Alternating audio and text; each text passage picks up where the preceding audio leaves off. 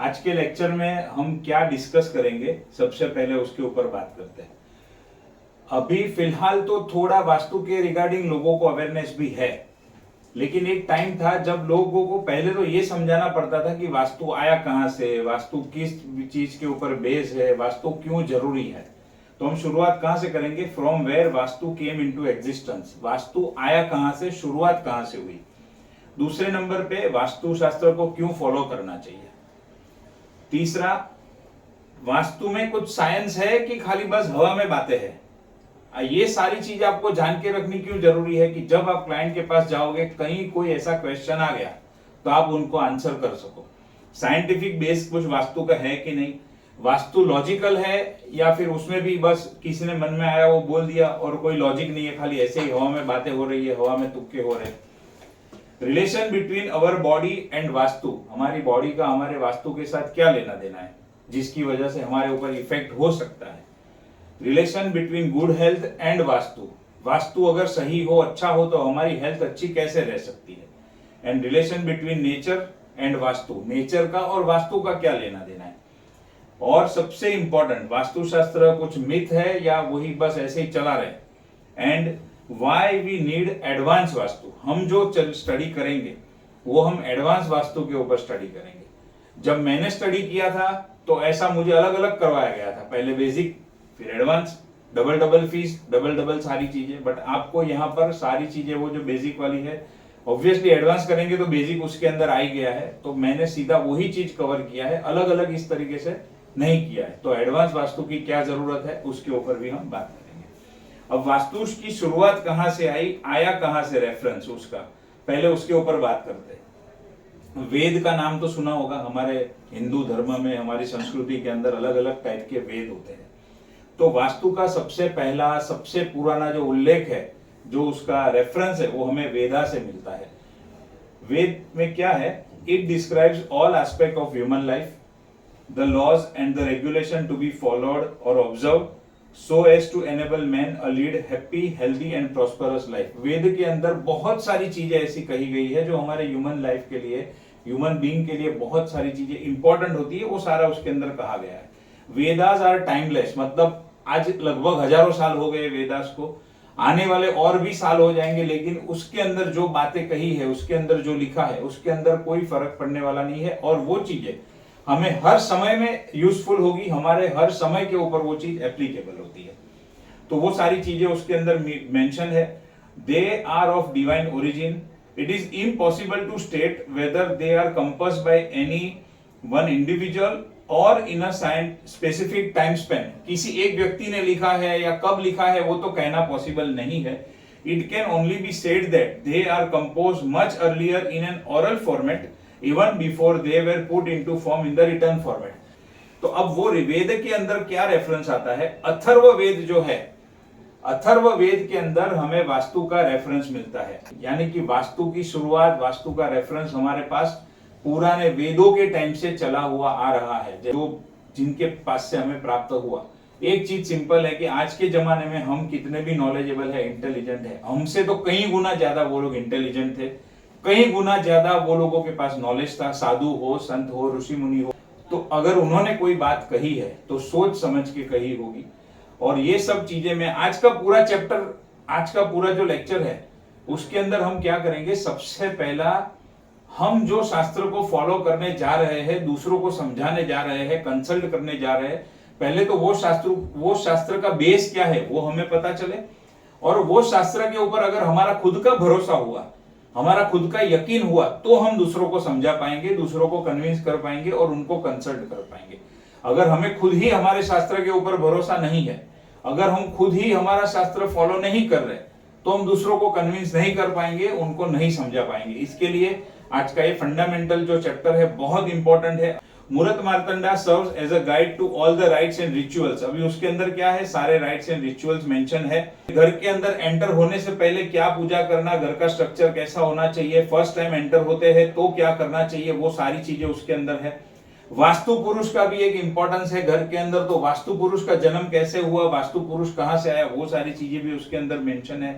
पुराने जमाने में जिस तरीके से घर बनते थे, जिस तरीके से महल बनते थे, जिस तरीके से मंदिर बनते थे, वो सब कैसे बनाना, उसकी सारी डिटेल इसके अंदर दी गई हुई है।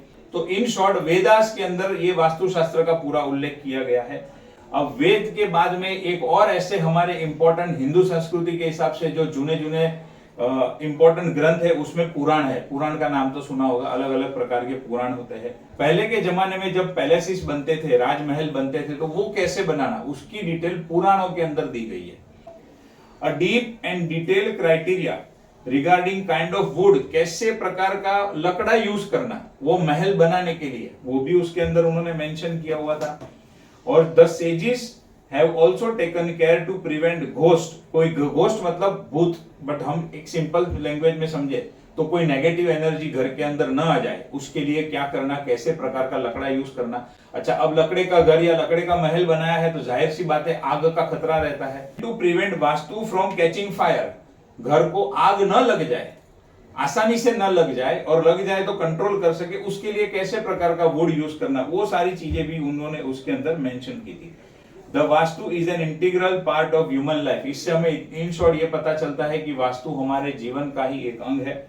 And this sages were quite well aware of this fact, और उन्हें ये सारी चीजें अच्छे से पता थी।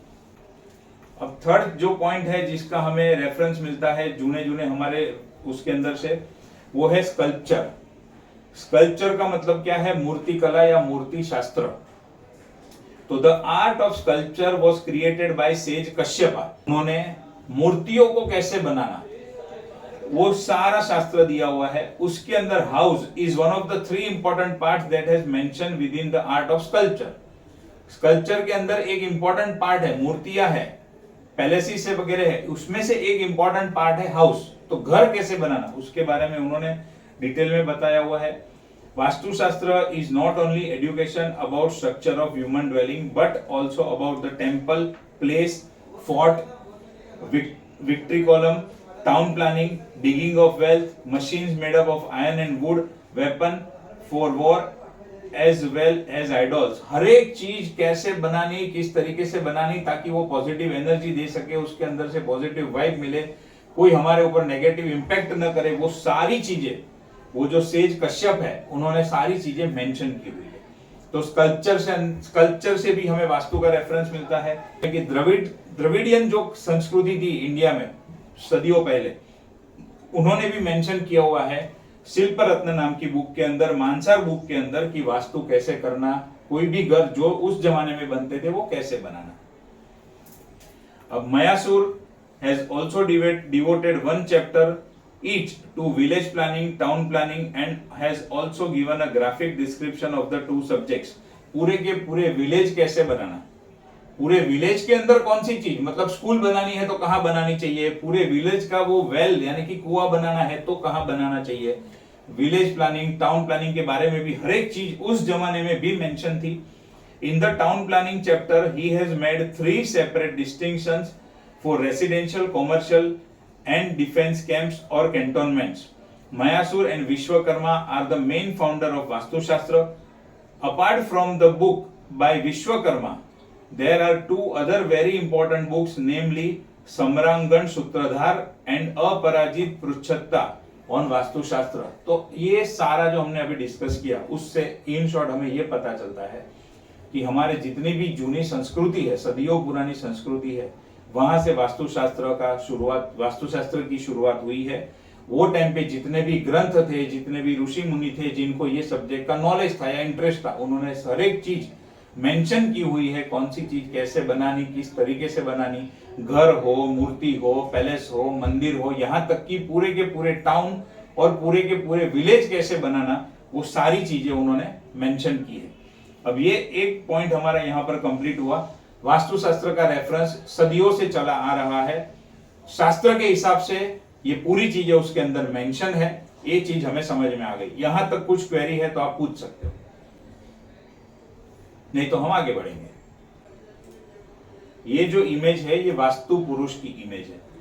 हर एक घर के अंदर जो भी वास्तु एक बार डेवलप हो गया, कंस्ट्रक्ट हो गया, या फिर इवन लैंड भी है बट अगर उसको 4 बाउंड्री से कवर किया हुआ है तो उसमें भी ये वास्तु पुरुष का जन्म अपने आप हो जाता है। कोई भी नया घर आपने खरीदा, आपने बंगलो बनाया तो उसके अंदर भी वास्तु पुरुष का निर्माण, मतलब ये चीजों का निर्माण अपने आप हो जाता है। ऐसा क्यों होता है, अब उसके ऊपर मैं आपको पहले एक्सप्लेन करता हूं। वास्तुस्पति या तो फिर Vastu Purush is consider as the god of house. अब कोई कहता है मैं बिलीव नहीं करता हूं, नहीं करता है तो वो उसका सब्जेक्ट है, वो होने वाला तो है अपने आप, क्योंकि किसी के बिलीव करने या नहीं करने से शास्त्र कुछ परिवर्तन नहीं होने वाला है। कुछ लोग बोलते हैं मैं एस्ट्रोलॉजी में बिलीव नहीं करता हूं, नहीं करता है मत करो, कोई प्रॉब्लम नहीं है, बट आपके न करने से वो चीज होगी या नहीं होगी उससे कोई फर्क पड़ने वाला नहीं है। जो व्यक्ति उस चीज के अंदर डिटेल में गया है उसको पता है कौन सी चीज कैसे काम करती है, उसके बेसिस के ऊपर वो चीज चलेगी। फिर उसको अपनी गलती का एहसास हुआ, उसने भगवान शिव जी से माफी मांगी। On the advice of Lord Brahma the form was given the name vastu पुरुष। अब वो ह्यूमन आकृति थी तो उसको नाम क्या दिया, वास्तु पुरुष। He was entrusted with the task of protecting mankind against the evil spirit that may attack houses. उसको काम क्या दिया गया कि आप अर्थ के ऊपर रहेंगे, अर्थ के ऊपर जिन जिन लोगों के घर है वो घर के अंदर किसी भी प्रकार की नेगेटिव एनर्जी आए या कोई उनको तकलीफ करे उसको आपको प्रोटेक्ट करना है, ये उनको काम दिया गया। And all the deities including Lord Brahma empowered the figure to accomplish the task entrusted to it. अब वो करने के लिए जो जो चीजों की जरूरत है, जो जो पावर की जरूरत थी, वो सारी चीजों की शक्ति वो वास्तु पुरुष को दी गई। किसने दी, जिन लोगों के पास उस समय पे जो देवता थे उनके पास जो जो शक्तियां थी कि नेगेटिव एनर्जी को रोकने के लिए, प्रिवेंट करने के लिए, वो सारी शक्तियां उन्होंने दी। Vastu Purush is shown as lying face down which is head towards north east and legs towards south west. अब देखो ये जो यहाँ पर लिखा है उसको समझो। हम हमेशा वास्तु के अंदर जो स्टडी करेंगे तो यहां पर क्या होगा, हमेशा नॉर्थ डायरेक्शन ऊपर होगा, हमारा ऊपर नॉर्थ होगा तो यहां पर साउथ होगा, एंड नॉर्थ एंड ईस्ट के बीच में ये जो है ये नॉर्थ ईस्ट का पोर्शन है। तो ये वास्तु पुरुष हमेशा कैसे रहेगा, वास्तु पुरुष का हेड जो है वो नॉर्थ ईस्ट की दिशा में रहेगा, उनके पैर जो है वो साउथ वेस्ट दिशा के अंदर रहेंगे। अब उनके दोनों हाथ जो है वो चेस्ट के नीचे दब गए हैं, मतलब इस आकृति में वो सोए हुए हैं। ये उनके पैर है, ये उनके हाथ है, और उनके हाथ जो है, फिंगर जो पाम है वो बॉडी के नीचे है, एंड ये जो सेंटर है उसको ब्रह्म स्थान कहा गया है। अब ये पहले देख लो, बराबर समझ लो इसको। वास्तु पुरुष अगर आप किसी के घर में इंस्टॉल करते हो, वो रेमेडीज के टाइम पे सब समझाऊंगा, और किसी के घर में आपने वास्तु पुरुष की स्थापना की तो वो जो वास्तु पुरुष का जो चिन्ह है या उसका जो यंत्र है वो हमेशा उल्टा रखना है। और कैसे रखना है, नॉर्थ ईस्ट दिशा में या नॉर्थ ईस्ट दिशा की तरफ वो वास्तु पुरुष का सिर होना चाहिए। अब सिर वहां पर होगा तो ऑटोमेटिक पैर साउथ वेस्ट के अंदर आ जाएंगे। पृथ्वीधर, राजयक्षम, आप, आपवत्स, मित्र, आर्यमा, जया, विवस्वान, सावित्री, भ्रूष, सत्य, पितृ, मृग, भृंगराज, ये सारी जो है वो अलग अलग शक्तियां हैं। ये शक्तियों के बारे में जब अगर आप आगे एडवांस लेवल 2 के ऊपर पढ़ते हो इसको, इस कोर्स का नाम क्या है, दिशा वास्तु। तो यहाँ पर हम दिशाओं के ऊपर, एलिमेंट के ऊपर, उसकी रेमेडीज के ऊपर डिटेल में स्टडी करेंगे। अब ये जो है इसको बोलते हैं पदमंडल। तो वो पदमंडल की डिटेल में स्टडी जो है वो उसके लिए पूरा एक अलग कोर्स है, उसके अंदर आप कर सकते हो। उसमें हर एक चीज क्या काम करती है उसके बारे में भी हम डिटेल में स्टडी करते हैं। बट यहाँ पर मैंने आपको ये क्यों बताया, क्योंकि यहाँ पर लिखा है कि वास्तु पुरुष को ये सारे जो वो टाइम पे डीटीज थे उन्होंने ये सारा पावर दिया कि आप जो धरती के ऊपर घर में लोग रहते हैं उनकी रक्षा करो, उनको प्रोटेक्ट करो, उसके लिए आपको हम ये सब पावर देते हैं। अब Lord Brahma's place is at the navel. अब यहां पर ये जो है एग्जैक्ट ये जो ब्रह्मा वो क्या है, ब्रह्म बिंदु है। अब हमारी बॉडी की अगर बात करें तो हमारा जो नेवल पोजीशन है वो ब्रह्म बिंदु कहा, मतलब वो नेवल कहा जाता है। उसी तरीके से किसी भी घर का सेंटर पॉइंट जो है वो ब्रह्म बिंदु कहा जाता है, और जो घर का सेंटर का एरिया है उसको ब्रह्म स्थान कहा जाता है। और ये सारी चीजें हवा में नहीं आई है, ये सारा उसके पीछे लॉजिक है, ये सारा उसके पीछे कनेक्शन है, वहां से ये सारी चीजें आई है। It is therefore known as Brahma tattva और Brahma sthan, that is central zone. It is essential that this place should be light and open to sky. वास्तु पूजा करते हैं ना, बहुत लोग घर में एंटर होते समय वास्तु पूजा करते हैं, तो इनडायरेक्टली वो यही है।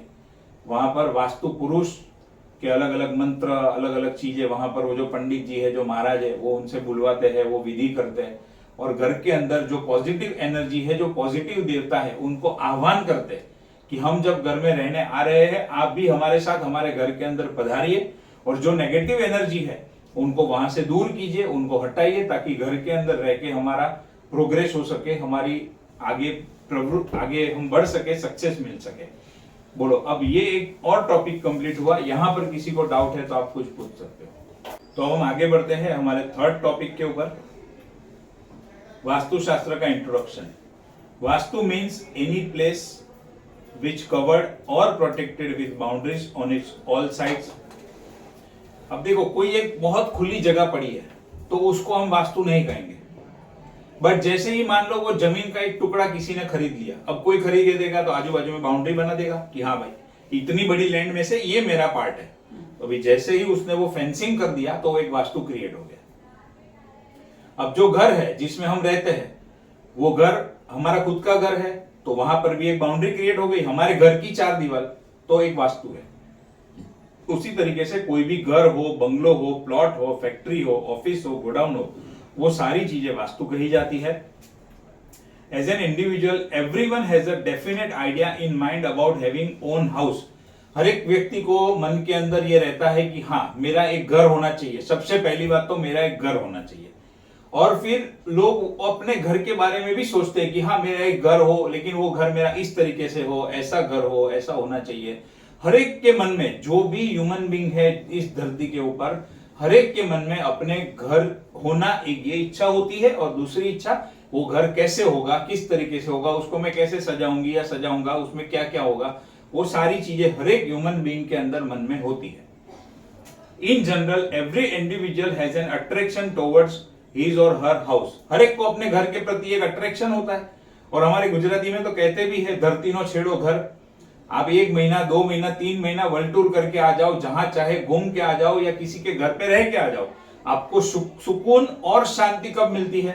जब आप अपने घर पे आते हो। फिर चाहे वो आपका घर 1 रूम किचन हो, 1 बेडरूम हॉल किचन हो, 3 बेड हो, बंगलो हो, कुछ भी हो, और आप किसी भी कितने भी बड़े घर के अंदर रह के आए हो, या पूरी दुनिया में कहीं पर भी घूम के आए हो, सुकून और शांति कहां मिलती है? हमें अपने घर में ही मिलती है। ये पहली बात है, बट ये आधा सत्य है, और हम आगे बढ़ेंगे इसमें।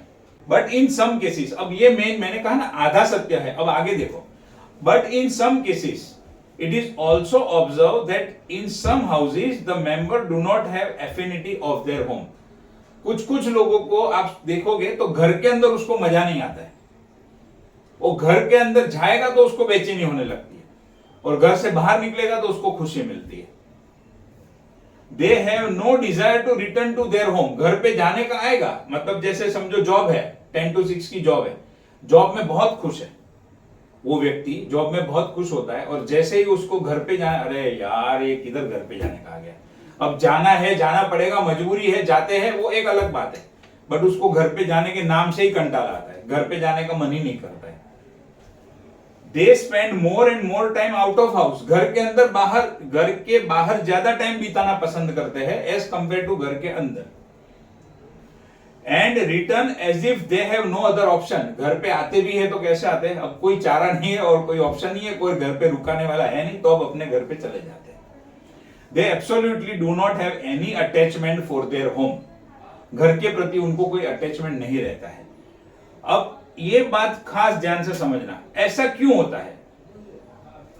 एक कैटेगरी के लोग हैं जिनको अपने घर के प्रति अफेक्शन है, अट्रैक्शन है, घर पे जाने का मन करता है, घर पे बैठ के रिलैक्स फील करते हैं। एक कैटेगरी के लोग ऐसे लोग हैं जिसको घर पे जाने का मन ही नहीं करता है, और कोई ऑप्शन नहीं है करके घर पे जाते हैं, घर में बेचैनी फील करते हैं, घर के बाहर खुशी अनुभव करते हैं। तो ये दो अलग अलग कैटेगरी के लोग हो गए, जबकि दोनों के घर एक ही मटेरियल से बने हैं। ये व्यक्ति का घर जिस मटेरियल से बना है, मान लो रेती है, सीमेंट है, उसके अंदर आयरन है, स्टील है, जो कुछ भी यूज हुआ है, तो आज की मॉडर्न सिस्टम के अंदर तो दूसरे का घर भी उसी तरीके से कंस्ट्रक्ट हुआ है। कोई मेजर फर्क तो है नहीं कि भाई किसी का घर एकदम कच्चा मकान है और किसी का घर एकदम पक्का है। तो ये डिफरेंस क्यों होता है? आपके पास है कुछ आंसर उसका? बोलो, कुछ सोच सकते हो इसके बारे में? जो घर बना है वो एक ही मटेरियल से बना है, दोनों का घर, फिर ये डिफरेंस क्यों होता है? We can find the answer of this question from Vastu Shastra. Our sages have given concrete guidelines to the Vastu Shastra. Vastu Shastra has given a deep thought and made a thorough study of this aspect. There are a number of important forces which tend to influence human lives and Vastu Shastra is one such important force. अब बहुत कम builder ऐसे होते हैं जो base बनाते समय वास्तु को follow करते हैं। बिल्डर वास्तु को फॉलो करते हैं, लेकिन किस एंगल से? उनका माल जल्दी बिक जाए, उस एंगल से वो लोग फॉलो करते हैं, नहीं कि उस एंगल से कि मेरे घर में, मतलब मेरे बनाए हुए बिल्डिंग में जो लोग रहने आए वो खुश हो, वो अच्छे हो, उनकी लाइफ अच्छी चले। वो क्या करते हैं? एक एक स्क्वायर फीट, एक एक इंच का हिसाब करते हैं, जहां से मैक्सिमम मिल सके उस तरीके से वो कंस्ट्रक्शन करते हैं। अगर दोनों की लैंड की एनर्जी में फर्क हो सकता है, जिसकी वजह से भी फर्क हो सकता है। ऐसे अलग अलग बहुत सारे रीजन है। पूरे कोर्स के अंदर हम धीरे धीरे सारी चीजें देखेंगे। अब आगे के पॉइंट के ऊपर चलते हैं। अब एक बहुत इंपॉर्टेंट चीज ध्यान में रखना, ये चीज अगर आपने पकड़ ली और जब आप क्लाइंट के साथ कंसल्टेशन करो तो ये चीज को हमेशा ध्यान में रखना और बात बात में क्लाइंट को आपको ये चीज समझानी होगी। अब एक चीज, जब आप एस्ट्रो वास्तु प्रैक्टिस करोगे, यानी आप अभी आपने एस्ट्रोलॉजी सीख लिया है, अब आप वास्तु प्रैक्टिस कर रहे हो, आपने वास्तु से शुरुआत की है, कल आप एस्ट्रोलॉजी सीखोगे और एस्ट्रो वास्तु प्रैक्टिस करोगे, धीरे धीरे आपको नॉलेज में आएगा, आपको एक्सपीरियंस के अंदर आएगा कि जब भी व्यक्ति की अच्छी दशा आने वाली होती है और अगर वो एट प्रेजेंट कोई नेगेटिव वास्तु में रह रहा है, वो उसका घर चेंज करवाएगा या उसकी ऑफिस चेंज करवाएगा। और जब व्यक्ति की खराब दशा आने वाली होती है तो वो अच्छे घर में से बाय डिफॉल्ट कुछ ऐसे सर्कमस्टेंसेस क्रिएट होते हैं कि वो नेगेटिव घर में चला जाता है, जहां पर वास्तु दोष ज्यादा होते हैं। अब आप लोगों के मन में एक सवाल आया होगा कि अगर यही चीज ऐसे ही काम करती है तो फिर ये वास्तु सीखने का फायदा क्या, वास्तु सीखने का मतलब क्या? देखिए, वास्तु या एस्ट्रोलॉजी या न्यूमरोलॉजी कभी भी अकेला काम नहीं करता है, वो कॉम्बिनेशन में ही वो सारी चीजों का काम होता है। अब ये चीज को मैं कैसे समझा सकता हूं, आपको मालूम है, बारिश होती है, बारिश, अब बारिश को रोकना हमारे हाथ में है, अच्छा बारिश को लाना भी हमारे हाथ में है। बारिश को लाना हमारे हाथ में नहीं है, बारिश को रोकना हमारे हाथ में नहीं है। हम चाहते हैं कि हम अगर गीले ना हो, हम चाहते हैं कि हम गीले ना हो, तो हमारे पास क्या ऑप्शन है? चलो बताओ। छतरी का ऑप्शन होना चाहिए। अम्ब्रेला, अम्ब्रेला बोलो, आपके पास और कोई ऑप्शन है? रेनकोट। हाँ, अम्ब्रेला, रेनकोट, विंड शीटर, बराबर। तो अम्ब्रेला यूज करना मेरे हाथ में है, रेनकोट या विंड शीटर यूज करना मेरे हाथ में है, जिससे क्या होगा, मेरे ऊपर कुछ बूंदे उड़ेगी, कुछ छींटे उड़ेगी, लेकिन मैं कंप्लीटली गीला नहीं होऊंगा। और आपने देखा है कुछ लोगों को, देखो अभी बहुत मजा आएगा, आपने देखा है कुछ लोगों को मालूम है बारिश की सीजन है, बारिश आ सकती है, फिर भी जानबूझ के छाता लेके नहीं निकलते हैं। और फिर क्या करते हैं मालूम है, जैसे ही बारिश आई किसी की दुकान में घुसेंगे, किसके छपरे के नीचे खड़े रहेंगे। ये सारे लोग ऐसे हैं जो बिलीव नहीं करता, मैं ऐसा नहीं करता, मैं वैसा नहीं करता, वो ऐसे लोग होते हैं। दूसरे के छपरे के नीचे खड़े रहेंगे, दूसरे के पास सब करते रहेंगे, लेकिन अपनी वो जो होशियारी बोलते हैं ना, उसमें से बाहर नहीं आएंगे। नहीं, मैं तो बिलीव नहीं करता, नहीं मैं तो ऐसा नहीं करता। बट आप मानो या ना मानो, ये चीजें काम करती है। तो अब होशियार व्यक्ति क्या करेगा? होशियार व्यक्ति यही करेगा, पता है बारिश की सीजन है और आजकल तो इतना क्लाइमेट चेंज हुआ है, कभी भी बारिश आ सकती है। एक थोड़ी सी सेंस अगर किसी व्यक्ति में होगी तो उसको पता है कि बारिश की सीजन है, मैं घर से बाहर जा रहा हूं, एटलीस्ट छाता लेकर निकलूं, मैटर खत्म हो गया। उसी तरीके से कोई भी सेंसिबल व्यक्ति होगा, उसको यह पता होगा कि मुझे एक नहीं तो दूसरे घर के अंदर तो रहना ही है, आज नहीं तो कल एक नया घर तो लेना ही है, या ऑलरेडी घर तो है ही है जिसमें जीवन भर मुझे रहना है।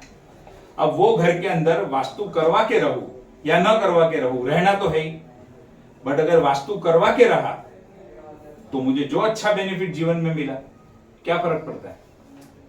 और जो बिलीव नहीं करते वो लोग ने भी ऐसे कुछ किया तो नहीं होता है, नहीं बिलीव करके भी क्या कर लिया, कुछ नहीं किया। तो ये चीज बराबर दिमाग में बिठा लेना। क्लाइंट को समझाने के लिए आपको ये 25% का फॉर्मूला परफेक्ट काम में आएगा। Vastushastra is based on the scientific principle of nature and the aim of the Vastu Shastra is Every house should be comfortable, pleasant, rewarding in terms of health, wealth, success and prosperity. हम जो घर में जाए या जो office में जाए, जहां पर भी काम कर रहे हैं, जहां पर रह रहे हैं, उस चीज से हमें हेल्थ, वेल्थ, प्रॉस्पेरिटी, सक्सेस सब कुछ प्राप्त होना चाहिए। ये अल्टीमेट एम है वास्तुशास्त्र का। वास्तुशास्त्र में मोस्ट इंपॉर्टेंट चीज क्या है? 5 बेसिक एलिमेंट्स, अग्नि, पृथ्वी, वायु, जल और आकाश। ये 5 मेन फंडामेंटल एलिमेंट्स है। The 8 directions, electromagnetic and gravitational force of the earth, cosmic energy emanating from the planets are all taken into consideration in the Vastushastra. जब हम किसी भी वास्तु की एनालिसिस करते हैं और खास करके एनालिसिस के बाद में जब रेमेडीज करते हैं, तो ये सारी चीजों के ऊपर हमें काम करना होता है। प्रॉपर रेमेडीज करते हैं तब जाके रिजल्ट मिलता है। जो हम वास्तु की टिप्स बताते हैं या लोग भी बताते हैं, इधर घोड़ा रख दो, इधर हाथी रख दो, इधर ये यंत्र रख दो, लेकिन खाली ऐसा एक एक यंत्र रखने से या खाली एक एक ऐसा एनिमल रखने से कुछ फायदा होता नहीं है। प्रॉपर रेमेडीज करनी है, वास्तु का प्रॉपर रिजल्ट चाहिए, तो ये सारी चीजों को फॉलो करके प्रॉपर तरीके से करोगे तो डेफिनेटली रिजल्ट मिलता है। और भगवान की मेहरबानी है, माता जी के आशीर्वाद है, मेरे पेरेंट्स के आशीर्वाद है, आज तक जितने भी घर का वास्तु किया है, कंसल्टेशन किया है और उसमें भी खास करके रेमेडीज की है, उसमें बहुत अच्छा रिजल्ट मिला है। क्यों? क्योंकि ये सारी चीजों को ध्यान में रखते हुए रेमेडीज की है, और वही मैं आपको आगे चल के सब समझाऊंगा कि कैसे हम करेंगे उसको। आप भी करोगे तो आपको भी अच्छा रिजल्ट मिलेगा क्लाइंट्स को। इफ अवर हाउसेज, होम और ऑफिसेज और factory whatever violate the principle of vastu शास्त्र and nature, it may result in failure। अगर वास्तु फॉलो नहीं किया है तो क्या हो सकता है? Failure, rejection, losses, health issue, relationship issue, child related issue et cetera. हर एक चीजों के अंदर या फिर कोई भी एक या दो चीज के अंदर मेजर प्रॉब्लम हमें देखने मिल सकता है। It is therefore essential that the construction and the internal structure of our premises should be as per the natural laws to ensure that our efforts are duly rewarded। इतनी सारी मेहनत करते हैं, किसके लिए करते हैं? एक तो ग्रोथ, सक्सेस, प्रॉस्पेरिटी के लिए, फैमिली के लिए। तो जो घर में हम रहते हैं वो अगर पॉजिटिव होगा तो ही ये सारी चीजें मिलेगी। अच्छा, दूसरी एक बात समझो, ये आपको क्लाइंट को समझाने के लिए काम में आएगी। वास्तु क्या करता है? कोई जादू करता है? वास्तुशास्त्र कोई जादू नहीं करता है। वास्तुशास्त्र क्या करता है? वास्तु के प्रिंसिपल को फॉलो करके घर के अंदर एक पॉजिटिव एनर्जी क्रिएट होती है। पॉजिटिव एनर्जी से हमारे मन के अंदर पॉजिटिव थॉट्स आते हैं। पॉजिटिव थॉट्स से हमारी एक्शन पॉजिटिव होती है, और हमारी पॉजिटिव एक्शन से हमें पॉजिटिव रिजल्ट मिलता है। जिस घर के अंदर एनर्जी डल होगी, उसके अंदर पहले तो अच्छे विचार ही नहीं आएंगे कुछ करने के। कुछ विचार ही नहीं आएगा तो वो व्यक्ति करेगा क्या? उसके ऊपर इंप्लीमेंट क्या करेगा? जब उसके पास कोई अच्छी सोच नहीं है, कोई अच्छे विचार नहीं है, वो तो बैठा रहेगा, टाइम पास करेगा। उसके मन में कुछ पॉजिटिव होगा, अच्छा होगा तो उसके ऊपर एक्शन लेगा। अब मन के अंदर ही नेगेटिविटी है, कोई पॉजिटिव सोच नहीं है, आगे क्या करना उसका विजन क्लियर नहीं है, वो बैठा रहेगा, टाइम पास करेगा। लेकिन जिसकी ये सारी चीजें क्लियर है, वो क्या करेगा? चलो भाई, मुझे एक एक्स अमाउंट कमाना है या मुझे ये चीज अचीव करनी है, तो मैं कैसे कर सकता हूं? फिर वो उस तरीके से सोचेगा, पॉजिटिवली सोचेगा, उसके ऊपर मेहनत करेगा, काम करेगा और उसको रिजल्ट मिलेगा। तो वास्तुशास्त्र क्या करता है? पॉजिटिव एनर्जी क्रिएट करने का काम करता है। जो घर या जो ऑफिस में रहते हैं उसको पॉजिटिव बनाने का काम करता है, ताकि हमारे एक्शन पॉजिटिव हो और हमें अच्छा रिजल्ट मिले। आप देखो, आप ये ऑफिस के बाहर खड़े रहते हो और अंदर आते हो, कुछ डिफरेंस फील होता है? आप बाहर इन जनरल मॉल में खड़े हो और अंदर आ रहे हो, पूरे वाइब्स अलग हो जाते हैं। वो क्यों होता है इस तरीके से? क्योंकि ये जो पूरा फ्लोरिंग है, जब मैंने ये ऑफिस ली तो फ्लोरिंग अच्छा था, लेकिन फिर भी क्योंकि मुझे पता है वास्तु की क्या इफेक्ट है, क्या रिजल्ट है, मैंने वो फ्लोरिंग तोड़वा के उसके अंदर सारे यंत्र, रत्न, जो कुछ भी रखना था वो रखा हुआ है। अब ये दिशाओं के अंदर या एलिमेंट्स के अंदर कुछ भी कमी हुई तो वो वास्तु डिफेक्ट यानी वास्तु दोष को जन्म देती है। पहले स्टडी तो करना पड़ेगा, कोई भी जगह पे जाओगे कि भाई ये घर में प्रॉब्लम क्या है। जब तक वो प्रॉब्लम समझ में नहीं आएगा, डॉक्टर क्या करता है? डायग्नोसिस करता है, पूछता है भाई क्या तकलीफ है, क्या खाया था, क्या पिया था, जरूर पड़ेगी तो एक्सरे निकालो, रिपोर्ट निकालो, तो ही उसको समझ में आएगा। तो पहले क्या होता है? हमेशा डायग्नोसिस होता है। अब वास्तु प्रॉब्लम क्या है वो तो पता चल गया, अब वो उसको दूर तो करना पड़ेगा, उसकी रेमेडीज तो करनी पड़ेगी। तो the removal of vastu defects from the dwelling, और if the defect can not be eliminated, कुछ कुछ डिफेक्ट ऐसी होती है जिसको आप कंप्लीटली रिमूव नहीं कर सकते। जैसे आज के जमाने में फॉर एग्जांपल घर के अंदर टॉयलेट, ओरिजिनल वास्तु का प्रिंसिपल क्या है? घर के अंदर टॉयलेट होना ही नहीं चाहिए, वो ओरिजिनल प्रिंसिपल है। अच्छा, सदियों पहले या कुछ सालों पहले भी जब गांव में लोग रहते थे इसी प्रकार से घर बनते थे। ये पिछले 25-30 साल के अंदर जब से सिटी में रहना ज्यादा शुरू हुआ, मॉडर्नाइजेशन हुआ, आर्किटेक्चर भी लेटेस्ट बनता गया, ये सारी वास्तु डिफेक्ट हमारे घर के अंदर आती गई। ये तो खाली मैंने एक बताया टॉयलेट का। अब क्या है, टॉयलेट किसी को आप आज के जमाने में बोलो भाई घर में टॉयलेट नहीं होना चाहिए, तो वो तो उल्टा जैसे वो चॉल सिस्टम में रहते हैं वैसा हो जाता है, उनको अच्छा नहीं लगता है। नहीं, और आज तो लोगों को क्या चाहिए, जितने बेडरूम उतने अटैच टॉयलेट बाथरूम। तो ये जानबूझ के हम वास्तु डिफेक्ट ही मांग रहे हैं, जानबूझ के ही उसको क्रिएट कर रहे हैं। बट जो चीजें अब आज के मॉडर्न जमाने का पार्ट है उसको दूर नहीं कर सकते, ये पॉइंट मैंने इसीलिए समझाया। If it can not be eliminated, तो हम कम से कम क्या कर सकते हैं, उसकी रेमेडीज करके उसकी नेगेटिव इफेक्ट को कम कर सकते हैं, उतना हम कर सकते हैं। The threshold at the entrance has वेनिश्ड। बहुत सारे घर के अंदर तो अभी उम्रा लगाने की सिस्टम चली गई। जो कुछ घर में थोड़ी बहुत बची है वो क्या करते हैं, वो पत्थर लगा देते हैं, कोई काला पत्थर लगाता है, कोई मार्बल लगाता है, जबकि ओरिजिनली वुडन का और वो भी शीशम का उम्रा वास्तु के हिसाब से होना चाहिए। अब देखो यहाँ पर लगाया मैंने शीशम का उम्रा, क्योंकि मैं वास्तु कंसल्टेंट हूं, मैं फॉलो करता हूं, मुझे मालूम है। यहाँ जो मेरी ऑफिस में आएंगे, जो मेरे घर पे आएंगे, वो पहले देखेंगे भाई तू लोगों को इतनी सलाह दे रहा है, तूने कितना फॉलो किया है। ये चीज हमेशा ध्यान में रखना। आप ये कंसल्टेशन के अंदर आ रहे हो, लोग आपको हरदम ऑब्जर्व करेंगे।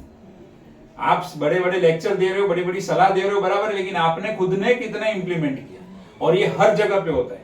जैसे मेरा आगे का एक प्रोफेशन इंश्योरेंस का, तो जब इंश्योरेंस कैनवास के लिए लोगों को समझाने के लिए घर पे जाता था, तो बहुत लोग पूछते थे, अच्छा सौरभ भाई आप तो बताओ आपका खुद का इंश्योरेंस कितना है? बहुत लोगों ने पूछा है। अब मैंने मेरा खुद का 1.5 करोड़ का इंश्योरेंस लेके रखा है, तो मैं उनको बोल सकता हूं, तो उनको समझ में भी आता है कि हाँ खुद ने 1.5 करोड़ का लिया है और मुझे समझा रहा है, मतलब वो खुद समझा है तो मुझे समझा रहा है, वो एक बराबर दिमाग में बैठता है। दूसरी बात कि मेरी खुद की बड़ी पॉलिसी दिखा के मैंने बहुत सारी पॉलिसी बेची है, तो उसी तरीके से मेरा ये वास्तु देख के बहुत लोग वास्तु करवाते हैं। सेम चीज घर के अंदर है, अपना खुद का वास्तु परफेक्ट किया होगा वो देख देख के बहुत लोग तो करवाएंगे। अगर हमने खुद ने नहीं किया है, लेकिन मैं दूसरों को बोलता हूं रेमेडीज करा, बहुत अच्छी है, रेमेडीज से बहुत रिजल्ट मिलता है, तूने कितना किया, तूने क्या किया, वो सबसे पहला सवाल आता है। तो आपको लोग ऑब्जर्व बहुत करेंगे, अपने आप को उस तरीके से आपको परफेक्ट रखना होगा, और अपने घर के ऑफिस के अंदर भी पहले ये सारी चीजों को इंप्लीमेंट करोगे, उसको देख के ही आपका 50% काम हो जाएगा। अब हम ये देखते हैं कि वास्तु का और साइंस का कुछ लेना देना है कि नहीं, जो मैंने आपको बताया था। अब लोगों को क्या है, साइंस में ज्यादा विश्वास होता है, अंधश्रद्धा में विश्वास नहीं होता है। तो हम ये देखते हैं कि वास्तुशास्त्र कोई अंधश्रद्धा है या फिर उसमें भी कुछ साइंस या लॉजिक काम करता है। अब वो सारे पॉइंट आएंगे। और घर के अंदर या कोई भी चीज के अंदर जो ये इससे एटम से और उससे बनी है, उसका एक सर्कुलर मोशन होता है, वो कंटिन्यूस मोशन में होते रहता है। अब जब ये मोशन को डिस्टर्ब करते हैं तो क्या होता है, नेगेटिविटी क्रिएट होती है। उसी तरीके से अब ये ऑफिस है, ये ऑफिस के अंदर एक एनर्जी आपको दिखती नहीं है, बट वो कंटिन्यूसली रोटेट होते रहती है, सर्कुलेट होते रहती है। इसके लिए वास्तु का एक रूल क्या है कि आपका जो भी घर या ऑफिस है वो स्क्वायर, उसका जो शेप है वो स्क्वायर या तो रेक्टेंगल होना चाहिए। अगर रेक्टेंगल होगा तो भी प्रॉपरली घूम सकेगा, स्क्वायर होगा तो सबसे बेस्ट है। और रेक्टेंगल में एक प्रोपोर्शन है लेंथ एंड विड्थ का, वो जब आएगा टॉपिक आपको बताऊंगा, समझाऊंगा। बट इन शॉर्ट कहने का पॉइंट क्या है कि वास्तुशास्त्र के हिसाब से जो भी आपका घर या ऑफिस है वो स्क्वायर होना चाहिए या तो रेक्टेंगल होना चाहिए। उसका 2 रीजन है। पहला ये एनर्जी वाला रीजन कि अगर स्क्वायर होगा तो कंफर्टेबली पूरा अपना राउंड घूम के वो कंप्लीटली रोटेट हो सकता है। सेम उसी तरीके से रेक्टेंगल होगा तो भी वो अपना मोशन कंप्लीट कर सकता है, पूरा घूम सकता है। दूसरा एक रीजन ये वास्तु पुरुष के साथ कनेक्टेड है। बहुत इंपॉर्टेंट है, क्लाइंट को ये समझाओगे उसको तुरंत रियलाइज हो जाएगा। देखो अब ये वास्तु पुरुष का शेप जो है स्क्वायर शेप है। अच्छा, स्क्वायर शेप में ये बॉडी परफेक्ट बैठ रही है बराबर, लेकिन अगर कोई स्ट्रक्चर या कोई घर ऐसा बनाया, ऐसा एल शेप वाला, बनते हैं ना एल शेप वाले, ऐसा एल शेप वाला बनाया तो क्या होगा, ये साइड का हाथ कट गया, ये साइड का पैर कट गया और ब्रह्मस्थान कट गया। अभी हमारे शरीर का एक अंग कट जाए, हाथ कट जाए, पैर कट जाए, स्टमक कट जाए, तो हम कंफर्टेबल फील करेंगे? अगर हम कंफर्टेबल फील नहीं करेंगे तो उसी तरीके से वो घर का वास्तु पुरुष भी कंफर्टेबल फील नहीं करेगा। और जब वो घर का वास्तु पुरुष कंफर्टेबल फील नहीं करेगा, और इतनी एनर्जी वो वास्तु पुरुष के पास है ही नहीं। हमने पहले ही पढ़ा कि ये वास्तु पुरुष को जो भी देवी देवता थे उन्होंने सारी शक्तियां प्रदान की है। अब ये वास्तु पुरुष खुद ही इनकम्प्लीट होगा तो उस घर के अंदर रहने वाले लोगों को इधर से जुड़ी हुई समस्या, इधर से जुड़ा हुआ प्रॉब्लम आएगा। बहुत बार आप जब प्रैक्टिकल करोगे, अगर हाथ नहीं है तो उसके घर, वो घर के अंदर लोगों को हाथ से जुड़ी हुई समस्या रहती है, पैर से जुड़े हुए तकलीफ रहती है, वो सारी चीजें होती है। मर्म स्थान भी होता है, वो भी समझाऊंगा, ये सबसे लास्ट में टॉपिक है कि आप घर के अंदर कोई चीज एक पर्टिकुलर जगह पे एकदम हैवी रखी है और वहां पर ही अगर मर्म स्थान है, आप खाली उसको हटाओगे तो वो व्यक्ति को रिलीफ मिल जाएगा। उतनी इंपॉर्टेंट चीजें है, उस तरीके से ये काम करता है। तो स्क्वायर और रेक्टेंगल शेप में तो ये फिगर फिर भी प्रॉपर बैठ सकता है, बट और कोई भी शेप होगा उसके अंदर इसका या तो हाथ कटेगा, या तो पैर कटेगा, या तो सर कटेगा, तो आपको वो तकलीफ देगा। ऐसा घर आपको प्रॉब्लम क्रिएट करेगा। और स्क्वायर होगा तो यहां से देखो, नॉर्थ ईस्ट से एनर्जी आती है, यहां से घूमते हुए पूरा अपना काम करते हुए वापस निकल जाती है, वापस नहीं आती है, घूमती है, पूरा काम करके निकल जाती है। अब यहाँ पर एल शेप में है, ये कट हो गया है मान लो, तो एनर्जी यहां से आई तो सही, अब उसको इधर से पूरा घूमने के लिए जगह ही नहीं मिला, इधर से ऐसे गया तो वो हार्मोनिक मोशन नहीं हुआ, वो डिस्टर्ब हो गया। और वो जब डिस्टर्ब होता है तो घर की पूरी एनर्जी डिस्टर्ब होती है। समझाने का नहीं ज्यादा, सवाल पूछने का, और हमारे पास सवाल उसके रेडी होना चाहिए। कोई पूछा वास्तुशास्त्र काम करता है, मैं पूछता हूँ मेडिसिन काम करती है, बोलेगा हाँ करती है। उसी को बोलो क्यों करती है, वो खुद ही बोलेगा, वो डॉक्टर के ऊपर भरोसा है, दवाई लेता हूँ इसके लिए, बस। तो शास्त्र पे भरोसा रखोगे तो काम करेगा। वास्तु के रेमेडीज करो, लेकिन मन में नेगेटिविटी होगी, मन में आपको उसके प्रति श्रद्धा नहीं होगी, कुछ काम नहीं करेगा। करवाओ ही मत, मैं तो बोलता हूँ मत करवाओ, क्लियर बता देता हूँ। आपको भी ऐसे क्लियर कट आंसर देना होगा क्लाइंट को। इट मीन्स कि वास्तु की दिशाएं अपनी जगह पे परफेक्ट है, लेकिन दिशाओं के साथ में दशा भी काम करती है। ये चीज पहले ही क्लाइंट को समझा दोगे तो फायदा क्या होगा,